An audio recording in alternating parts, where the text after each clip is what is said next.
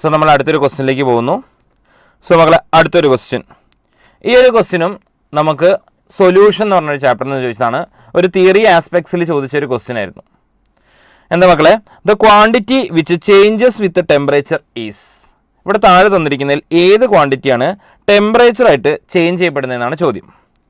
So മക്കളെ ആദ്യത്തെ നോക്കുക, മൊളാരിറ്റി. എന്താ molarity? Molarity is equal to number of moles by volume of solution. So നിങ്ങൾക്കറിയാം വോളിയം എന്ന് പറയുന്നത് is a function of temperature ആണ്. അതായത് ടെമ്പറേച്ചർ ഡിപ്പെൻഡ് ചെയ്യുന്ന ഒരു ഫാക്ടറാണ്. Volume will changes with temperature. ഇനി നിങ്ങൾ രണ്ടാമത്തെ എടുത്തു കഴിഞ്ഞാൽ മാസ് പെർസെൻറ്റേജ്. മാസ് ഒരു ടെമ്പറേച്ചർ ഡിപ്പെൻഡഡ് ഫാക്ടർ അല്ല. മാസ് എന്ന് പറയുന്നത് ടെമ്പറേച്ചർ ഡിപ്പെൻഡഡ് ആയിട്ടുള്ളൊരു ഫാക്ടർ അല്ല.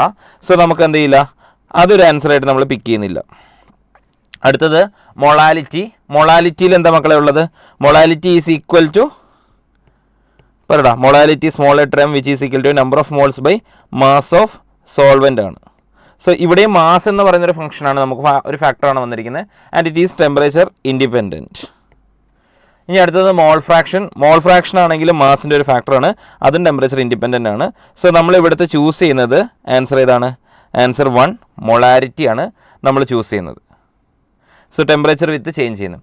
ആക്ച്വലി ഈ ഒരു ക്വസ്റ്റ്യൻ NCERT കൃത്യമായിട്ട് മാർക്ക് ചെയ്തിട്ടുണ്ട്. ഇവിടെ നിങ്ങൾ നോക്കിക്കഴിഞ്ഞാൽ നിങ്ങൾക്ക് കാണാം, നമ്മുടെ NCERT ഇവർ കൃത്യമായിട്ട് എടുത്തിരിക്കുന്നതാണ്. Mass percentage, PPM and mole fraction and molality are independent on temperature, whereas molarity is a function of temperature. This is because volume depends on temperature and mass does not. നമ്മൾ NCERT കൃത്യമായിട്ട് എടുത്തിട്ടാണ് ഇവർ question ചോദിച്ചിരിക്കുന്നത്.